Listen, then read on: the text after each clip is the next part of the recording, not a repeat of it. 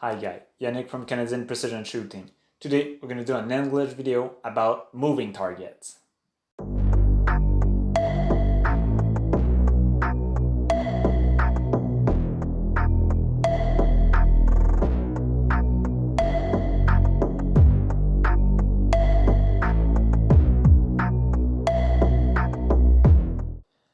Lately we've seen more and more moving targets in PRS competitions, CRPS, NRS.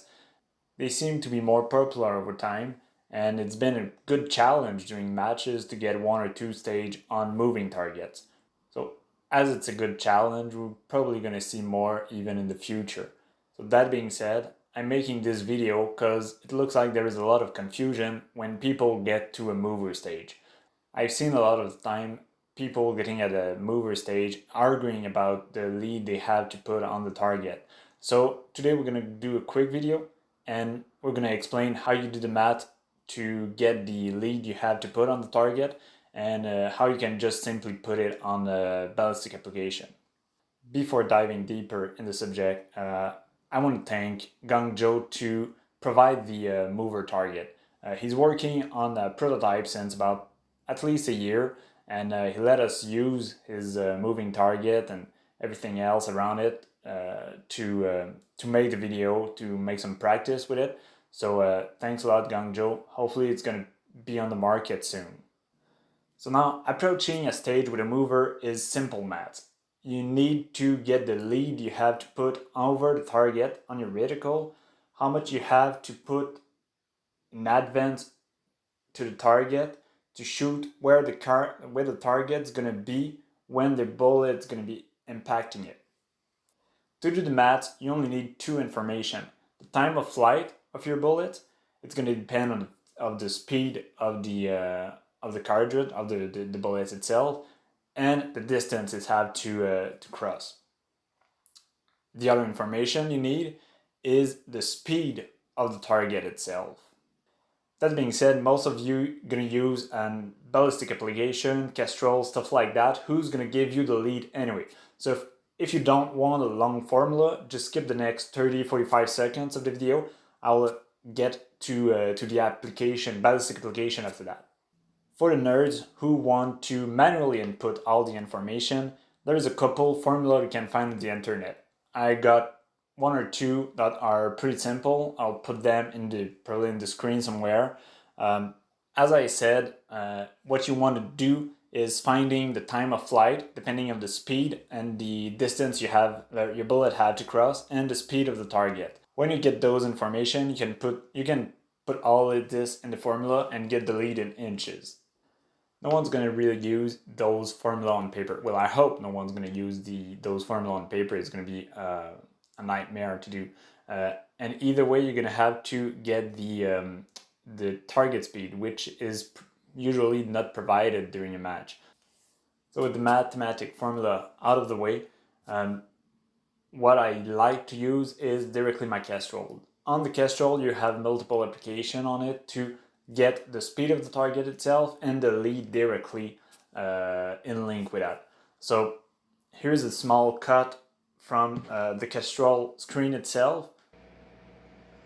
Okay guys, so here I have my Capsule. It's set for my 22 long rifle.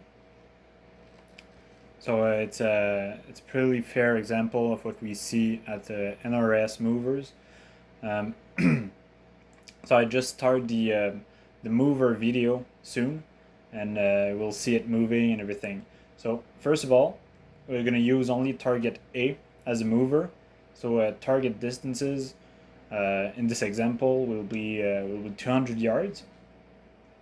And direction of fire doesn't matter.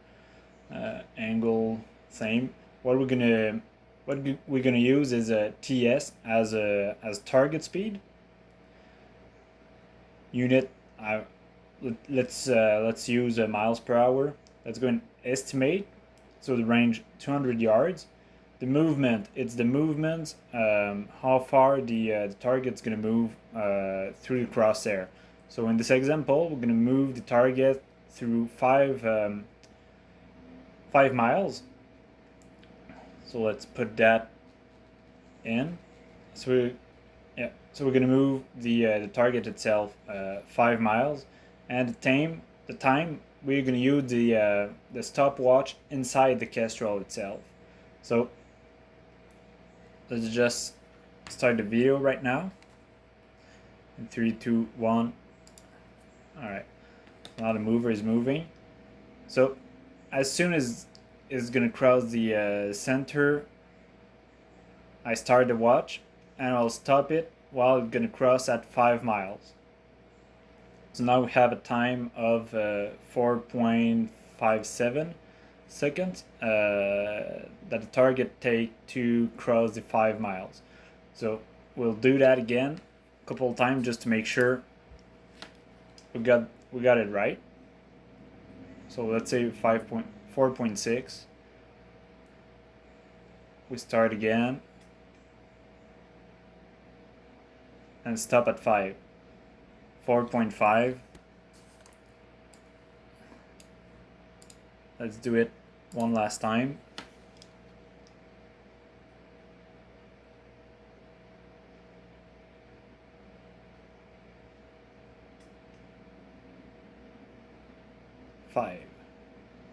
So 4.53. So it's between 4.5 and 4.6. If we go back, we get half miles per hour speed. Accept the estimation. Yes. So now we got the target speed. There is two ways to get the lead now.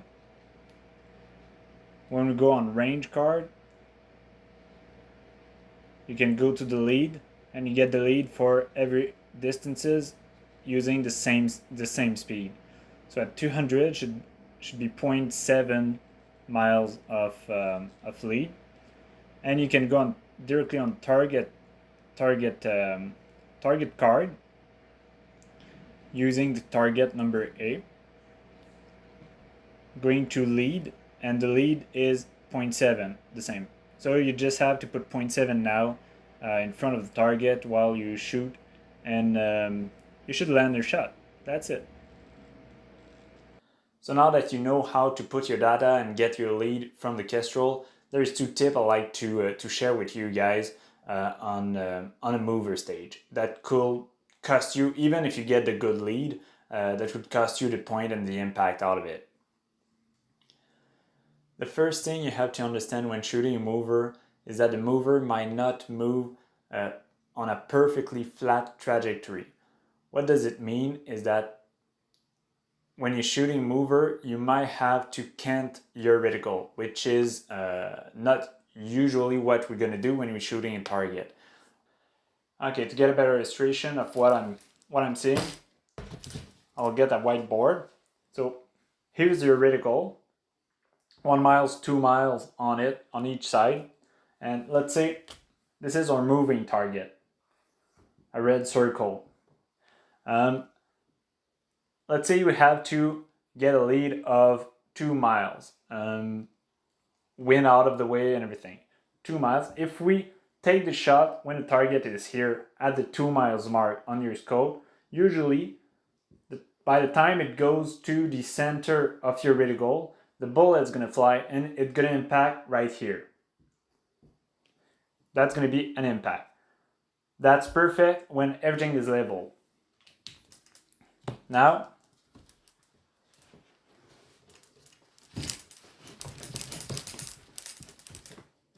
sometimes the mover is, as I said, on a hill or like approaching. Well, it's not moving, it's not level on the horizontal line. So let's say the target is moving a bit this way. If you put your reticle level like you usually do on a normal stage, and you understand that I'm putting this like overthinking it, but we saw some issue from smaller target or coyote size target where it's more skinny. So let's say the same 2 miles mark, when your target's gonna pass at 2 miles here, 2 mils, sorry. When the target is gonna pass at the 2 mils mark, you're gonna take the shot. By the time it's moving, it's gonna be here. And you're gonna miss by shooting higher on the target. And it doesn't take a lot of movement from up to down position from a mover to miss it.